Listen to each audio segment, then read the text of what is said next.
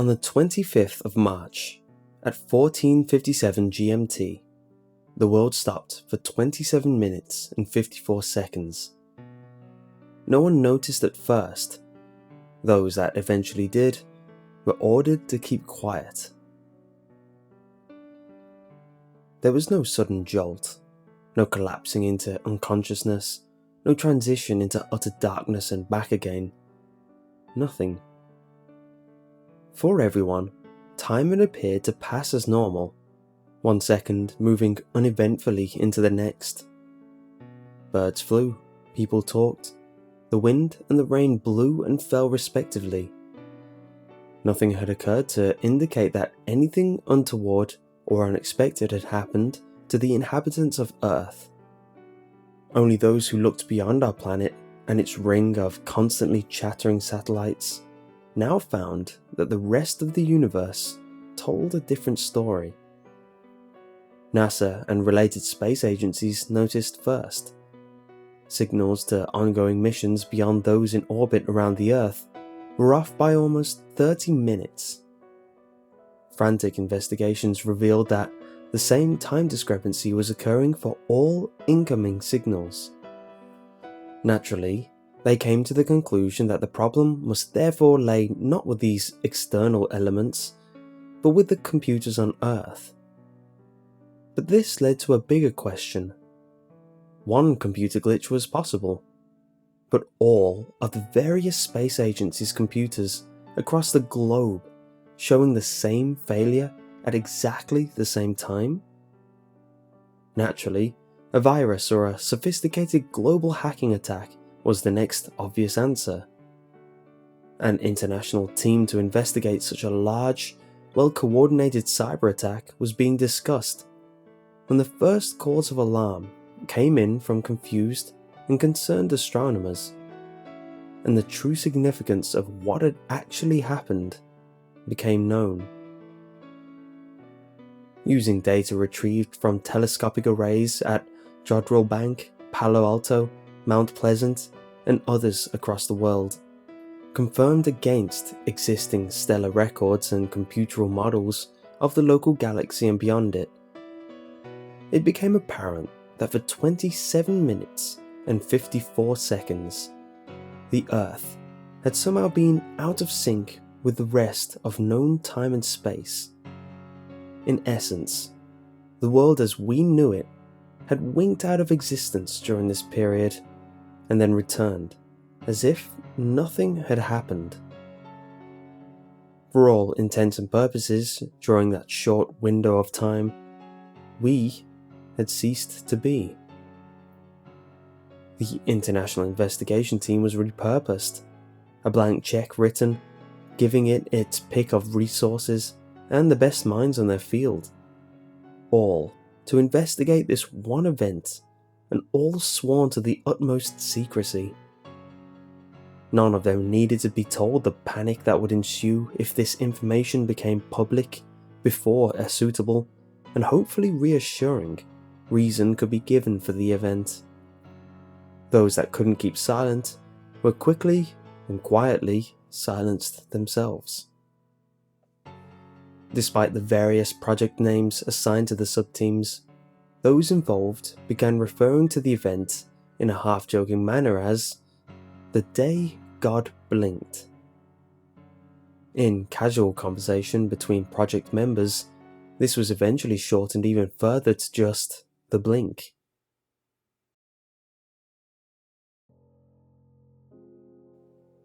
After 6 rings, Ben finally opened the door. "Mark, what are you doing here?" "You invited me, remember?" "Did I? How odd. Well, I probably had a reason at the time. It's still good to see you anyway. Come on in." I'd known Ben since childhood. We attended the same schools for a while, before his crazily high IQ led him onto a fast track of higher education and beyond. We kept in touch though. His parents were sensible enough to realize he needed some grounding in the real world, and encouraged our friendship with the usual sleepovers and camping trips. their smarts lay in forcing Ben not to let his social skills atrophy completely, like a lot of very intelligent kids were wont to do. As a result, whilst he was frequently sidetracked and forgetful, he still functioned in normal society with a degree of success. After our respective schooling had finished, we both moved into the IT industry, although at vastly different levels. For myself, I now work in tech support, mostly maintaining insurance systems for a range of small, independent companies. Boring, but it pays well and allowed me to travel. He, on the other hand, was self-employed and preferred working from his apartment of solitude, as he called it, referring to himself as a consulting technician.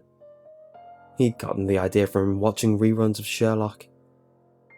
His work was a lot more varied and advanced, and while he never openly admitted to hacking, he certainly had enough technical knowledge and experience to have been employed in the past by such names as Google, Microsoft and IBM when they needed someone to test the all-new, unshakable security they'd just put in place, or track down those that had subsequently been able to breach their all-new, unshakable security. He preferred the latter work, he told me. It added the thrill of the chase, plus it usually paid better. What was less well known was the work he occasionally did, off the books, for groups as the Department of Defense and the NSA. He admitted his working for them was twofold. One, they wanted his expertise and brilliance, and two, it allowed them to keep tabs on his expertise and brilliance. He didn't mind this, as he explained once. Well, it keeps them happy knowing where I am and what I'm doing, or at least what they think I'm doing. And then he'd grin and pass me the latest decoded email he'd intercepted. He didn't do anything with the stuff he found, he just enjoyed the challenge. To be completely honest, sometimes it was hard to pin out just who Ben was and what his motivations were from one moment to the next. I'd just grown up accepting him and his eccentricities, quickly coming to the conclusion his life was a complex pattern of impulses and ideas, woven together from threads that were as much madness as genius. There was his belief that every time someone said, abracadabra, an angel lost its wings, or that the common cold existed as a vast hive mentality that avoided detection by its elements constantly hopping from body to body. Mad, crazy stuff like that. Half the time I thought he was joking. For the rest, I just hoped he had enough common sense to rein it in when in public.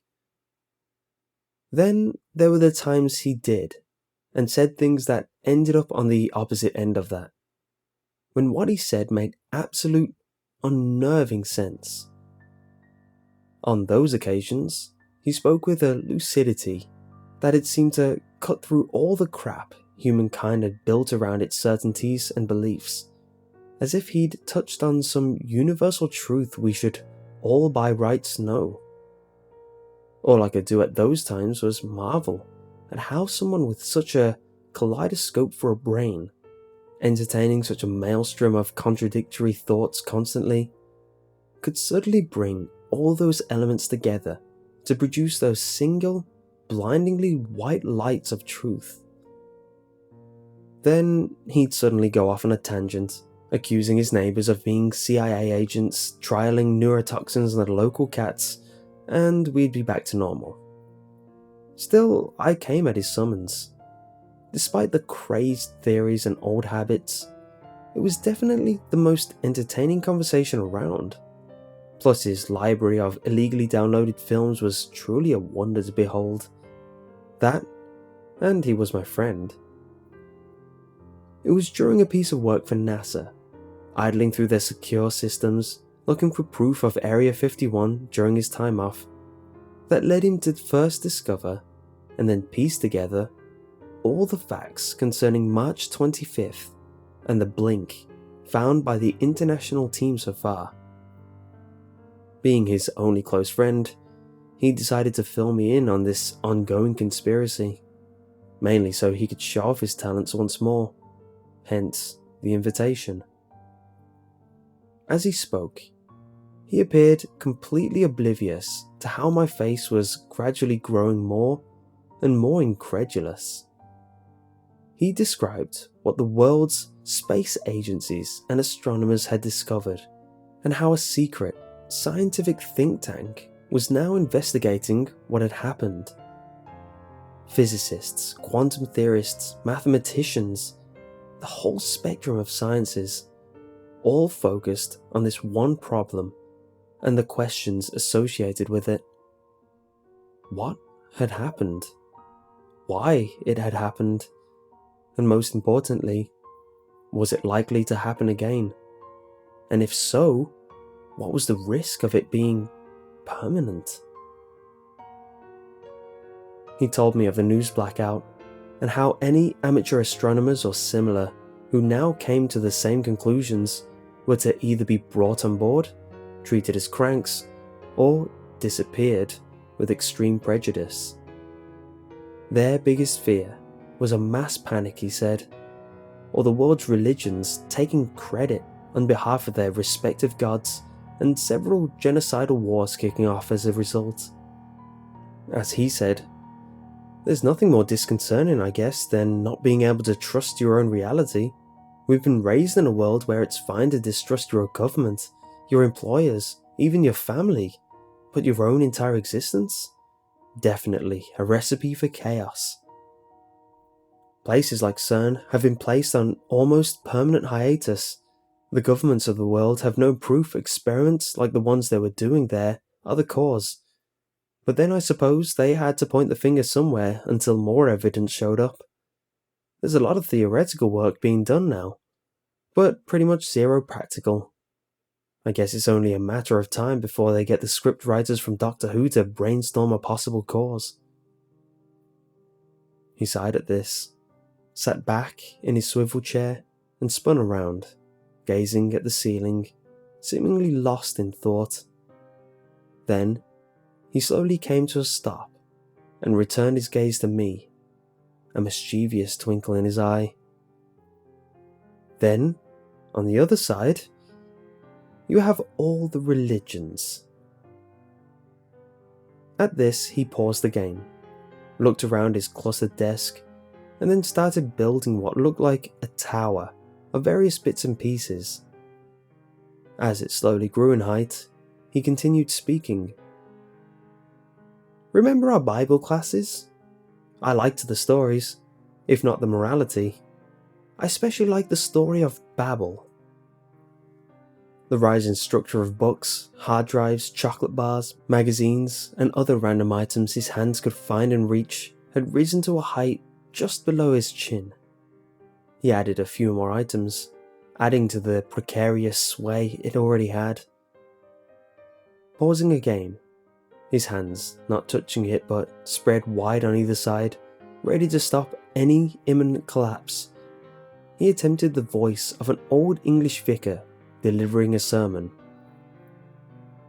Man in his hubris decided to build a tower to God, so he may converse with his creator. God, though, in his glorious wisdom, decided man should not be allowed to do this, and took steps to rectify the situation, so he cursed mankind with the gift of many tongues. He smiled at this, his eyes never leaving the tower, and returned to his normal voice. Well, many a project, plan or piece has been ruined by the inability of people to understand each other. It might be that humanity is overreaching itself again, with a final proof of existence of the Higgs boson.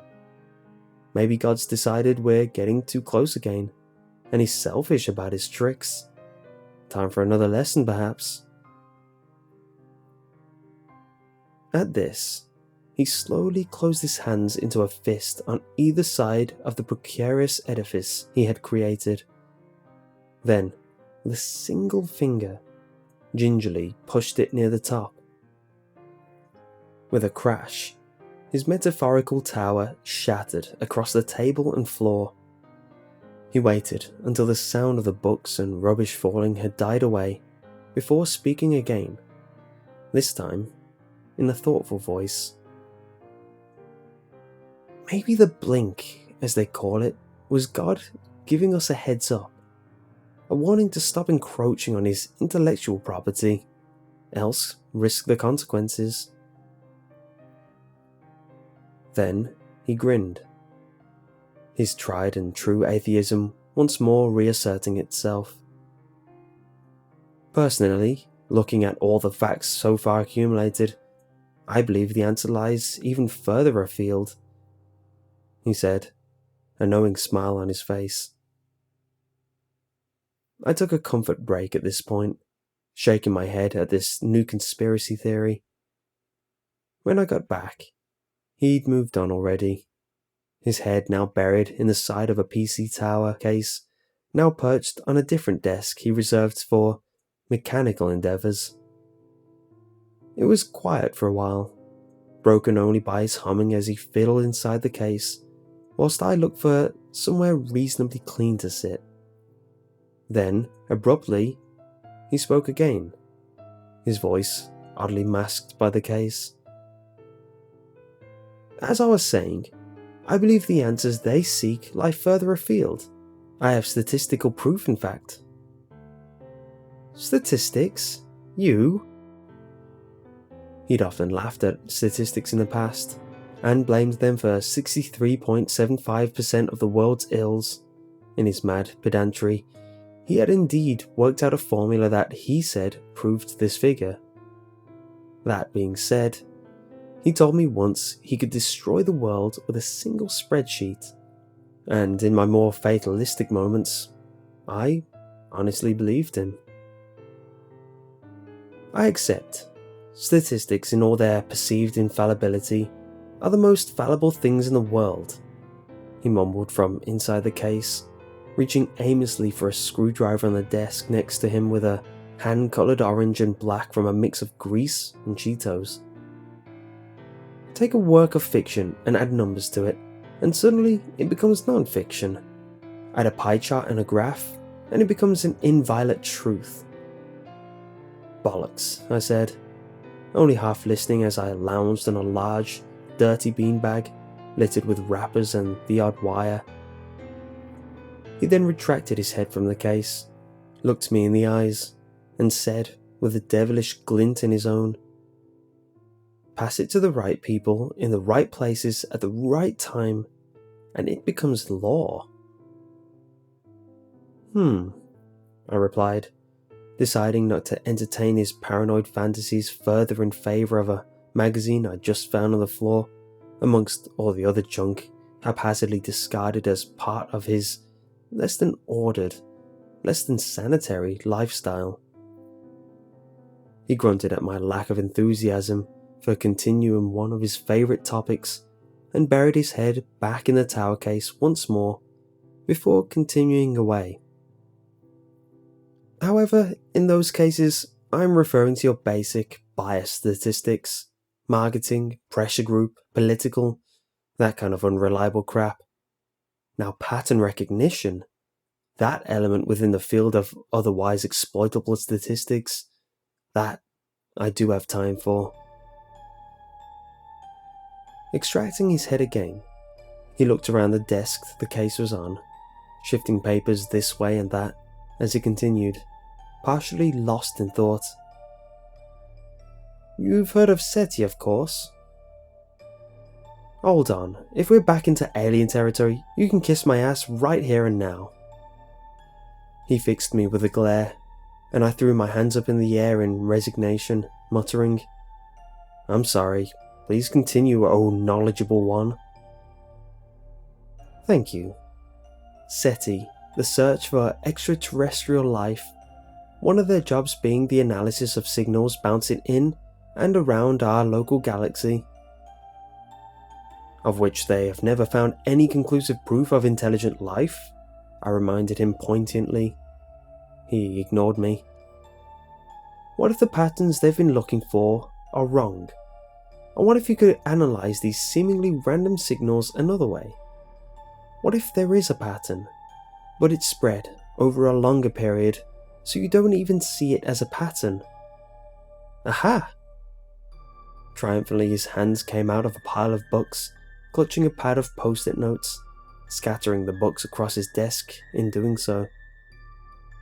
Fishing a pen from his trousers, I saw him scribble "to do" on the top note and slapped it on the side of the tower's case, before turning around to face me with an excited grin on his face.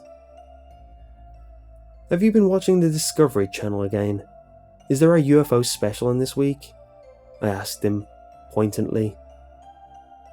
He looked at me indignantly, though I noticed he quickly closed the TV guide that had been open on his desk amongst the mess. "What if I told you I'd written my own pattern recognition algorithm? What if I told you that I'd found a message in those signals?" "Bullcrap," I said quietly, suddenly less sure of myself, now more than a little shaken by what this meant if he had indeed succeeded in discovering a message from an alien race. "Well, it wasn't easy," he continued, feigning an air of false modesty. "And I do have the NSA to thank, although if they discover I've been running this algorithm in the background of their decryption supercomputer, then I may have to leave abruptly or apologize. You can never tell what mood they'll be in one day to the next." "Ben, what about the message?" I said firmly, cutting him short, standing to face him.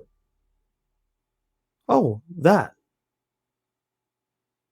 He went quiet, looking around evasively. My doubts quickly returned. "What was the message, Ben?" "Well, it was short, and it really is rather impressive decoding anything like this, obviously." "Ben!" He paused, and then said abjectly, "Hello, are you content?" There was a few seconds of silence before I started laughing uncontrollably, mostly out of relief.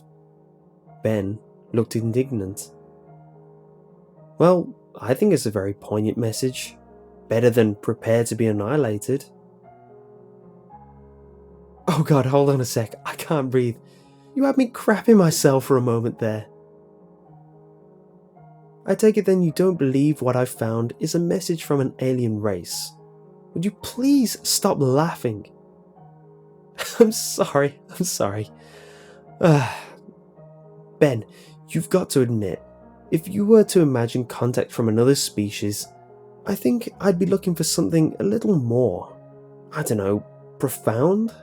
I mean, we've sent out a gold disc giving a snapshot of the human race and our knowledge, music, mathematics, you name it. And what did the hyper-intelligent alien send back? The equivalent of, "Have a nice day."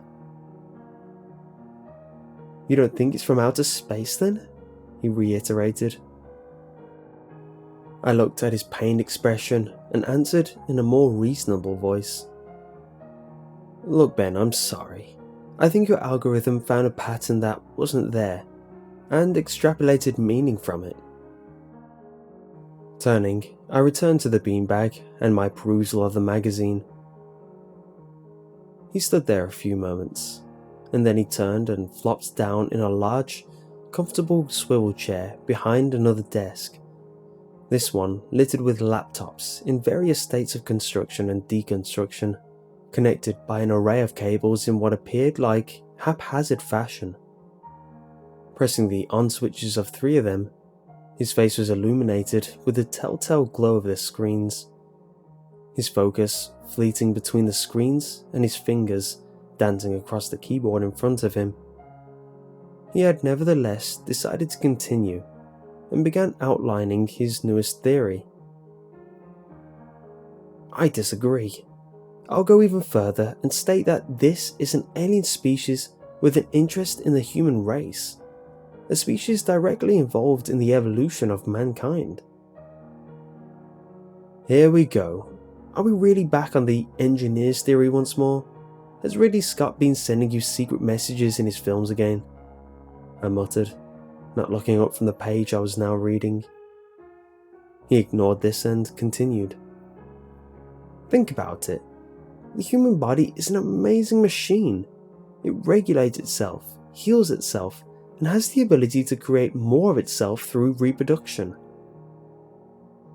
I thought you only believed in things you had experienced yourself, I asked, peering over the top of the magazine at him, my voice now openly amused.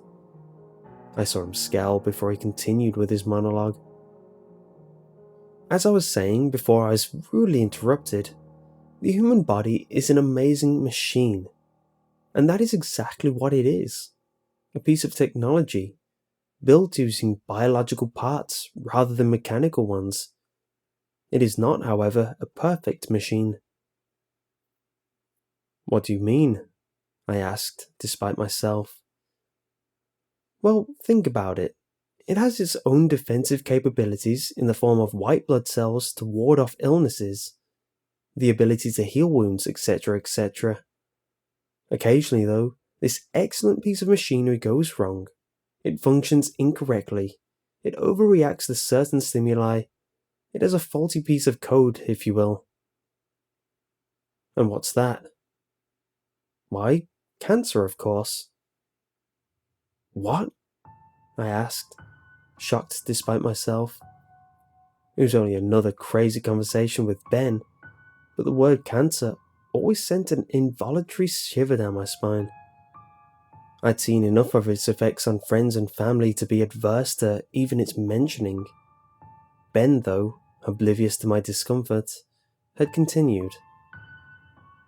Cancer is the body performing incorrect actions, creating cells where it does not need to. It's not an attack from an external source causing this, but rather an internal failure of the biological system. A mistake, nothing more. We have, in essence, a design flaw, and if our god or gods are supposedly infallible, then logic dictates we were not built by a benign, omnipotent being, but rather are constructs of more fallible ones. Action should have been taken to rectify these errors, to complain, if you will.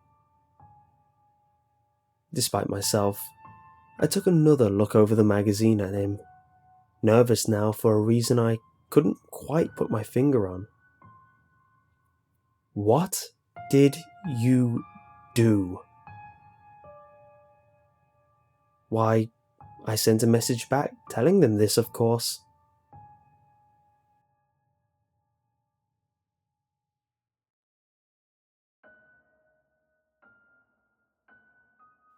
I hadn't seen Ben in 6 months. Work had kept me busy in London, and he wasn't one for texting or casual telephone conversations to catch up. Then one day, he called me up suddenly to come visit.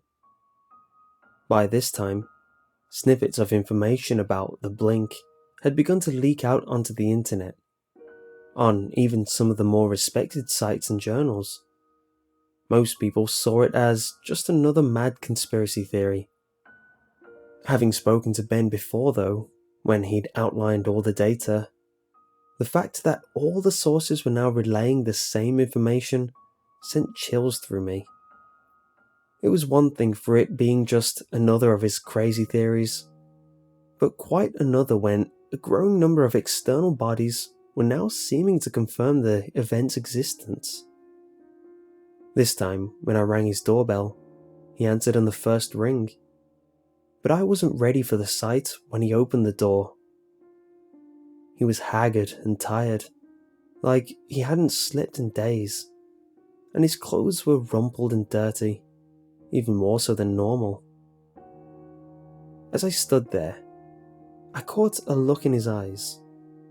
They were bloodshot, and there were large, dark circles under them. But there was a calm I hadn't seen before, which was echoed in his voice as he welcomed me in. I couldn't quite put my finger on it at first, but then it dawned on me. I had seen and heard this kind of response before in those who were in the final stages of terminal illness. Acceptance. I felt my body prickle with unease, that chill that ripples across your skin when you stop thinking in the past or the future, and all your attention is suddenly focused on the now, because you know the world you're used to is about to change in some fundamental way. I paused in the doorway and looked at him in the eyes. Then, without thinking, I drew him into a massive bear hug. Ben had never been one for physical contact in all the time I'd known him, but he accepted the hug without question, and I felt some kind of tension release from him. We parted after a short while, and I asked him sincerely, "Are you okay? Nothing wrong with you?" No, nothing physically at least." Good. Because you look like crap." He laughed weakly at that, and then quieted. We stood there silently for a few moments, before the thought that had been nagging at my mind since he'd invited me forced itself out. "I've noticed on the web there's a lot of noise about this blink thing you mentioned the last time. I was wondering, did you get an answer?" He smiled weakly, ignoring my question, inviting me in and simply pointing me to the large beanbag for me to sit, as I had done so many times before. If anything, his apartment was even messier than the last time, but somehow the impression of organized chaos was gone. This was just mess that had been left to accumulate, like the owner no longer cared. As I sat down, he went over to a desk and fiddled with a laptop, moving some random items on the desk, almost like he was stalling. Then, turning to face me, resting himself against the desk, he asked me, in a vague voice, "Do you remember what I was talking about the last time you visited?" "You mean the alien thing?" I answered, trying to make my voice sound light, the smirk on my face forced and obviously fake. I'd given in to his suspicions and he knew it. Before, he would have rubbed this fact in my face, but today, he didn't. Sure, things didn't seem to matter to him anymore, which made my voiceless fears even greater. Not just humanity, but all life on Earth has been engineered.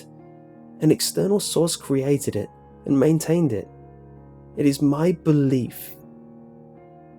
At this, he laughed, a dry, mocking laugh, at his use of a word he had previously despised. "It is my belief now that the Earth has experienced various stages of life. There have probably been several of these stages, back from when Earth was first formed, up to and including today.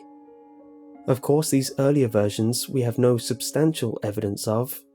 The last one before us, though, we do have several indicators lying around." He left it hanging, waiting for my mind to catch up. It didn't take long, although I was surprised at how easily I was accepting what was possibly another one of his eccentric theories. "You mean the dinosaurs, don't you?" I said quietly, his restraint somehow infecting me as well.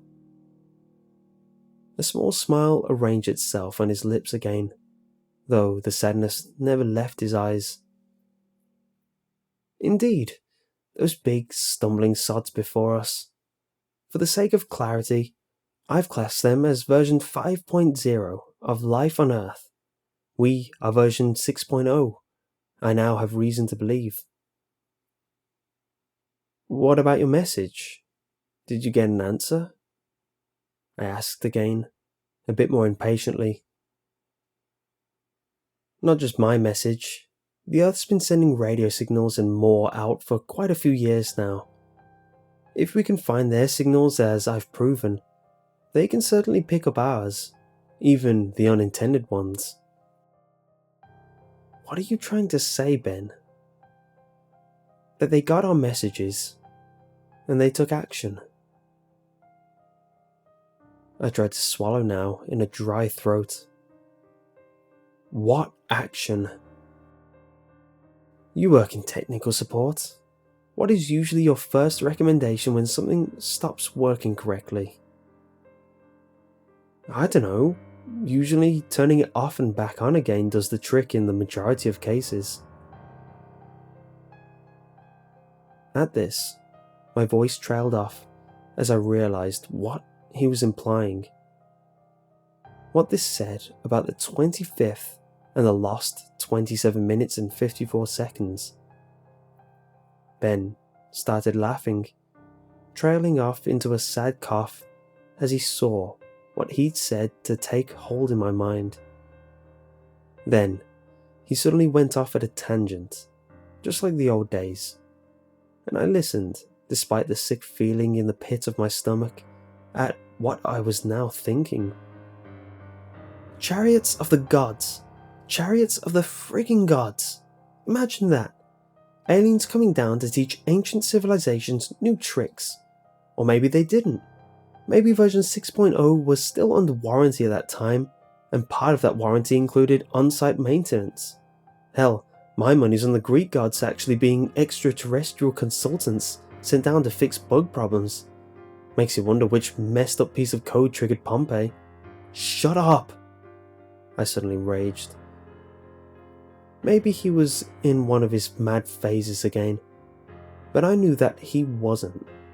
The sane, logical part of me didn't want any more truth. Knew I couldn't handle any more. I looked up, and Ben was staring at me. Not in anger, but in sympathy. He settled down next to me on the beanbag, passing me a beer he had obviously just fished out of a small fridge he kept behind his desk. I took a long swig, let my breathing settle, and then passed it. Taking that as a cue to continue, he did, but quieter this time, less tinged with the hysterical note that had appeared to be emerging in his speech earlier, like he'd reached the peak of his madness and was now trailing off the other side. It would explain why so many people believed in pantheons of gods back in the day. Alien engineers popping down to fix the system whilst we were still covered.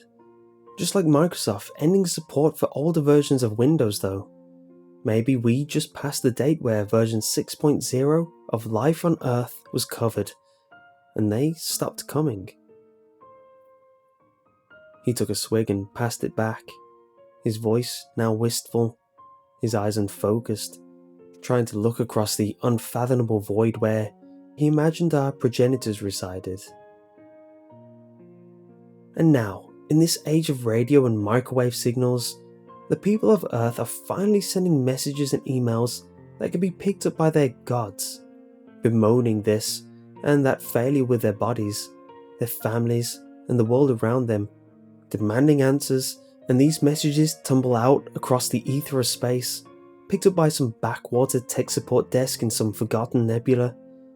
The number of messages reaches a critical mass, a statistical point where action must be taken, and some alien equivalent of a high school dropout named Gary checks the scrap of paper on his desk for the instructions to an age-old piece of software.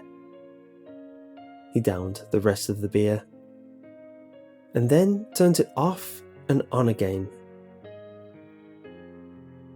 Silence reigned for a few minutes, during which he stood up and made another trip to the fridge, this time bringing back several more bottles. He settled back down on the beanbag and passed me one before he spoke again. "I got a message back, you know," he said simply. I looked at him incredulously and then demanded, "Jesus, Ben, what did it say?" His eyes were dark, pausing a long while before reaching into his back pocket and slowly unfolding a piece of paper, mumbling something about decryption software, language analysis and word auto-formatting, before passing it to me. It read, "Dear Earth, thank you for replying in regard to our recent query as to your ongoing happiness with your software. We passed on your multiple concerns to the relevant technical support help desk. Unfortunately, ongoing support for your current version of Life 6.0 has ended. The initial reboot of your hardware/software attempted previously appears to not have resolved your issues. Therefore, we will be refreshing your system to the previously stable release Life 5.3. Your contract does not include backup/restoration of existing data, so all your current data will be wiped post-version Life 5.3. Thank you for using Life, and please contact us if further issues occur. Best regards." Refresh? Was all I could mutter. Confusion and dread dulling my senses. Using the version numbering as a guide, my guess is that would be resetting the Earth back to the late Jurassic period, he murmured thoughtfully, taking another swig of beer. I sent a message back, of course, asking them not to do anything. I even couched it in the proper terms. We have decided to continue with our current installation. Please do not reboot nor refresh the system. Please ignore all other bug reports unless forwarded by me, Ben Glover, sysadmin of Earth. Hopefully they got it in time. Bug reports? Prayers. Oh. Then I looked at him again, a look of disbelief in my eyes. Sysadmin of Earth? He didn't meet my gaze, but rather sheepishly kept his eyes locked to his beer bottle. Well, I had to sound like I was in charge, didn't I? "Do you think they got your message?" I asked, hopefully, after a pause. "I honestly don't know. We can hope, though. By my calculations, we'll know in the next couple of hours or so. That's why I invited you over, I guess, so we can watch the end together. Then again, we might just wink out of existence." His voice trailed off. Silence reigned again, broken only by our occasional sips. There wasn't, in all truth, very much else to say. After a while, he finished his beer, rested it gently down next to him, and then yawned expansively, leaning back on the beanbag with his hands clasped behind his head, and said matter-of-factly, "Well, to be perfectly honest, I don't think the dinosaurs were given a fair enough crack of the whip the first time round. Only right they should be given another go." I turned in disbelief to argue with him at this irresponsible attitude, and then saw the barely suppressed laughter in his eyes.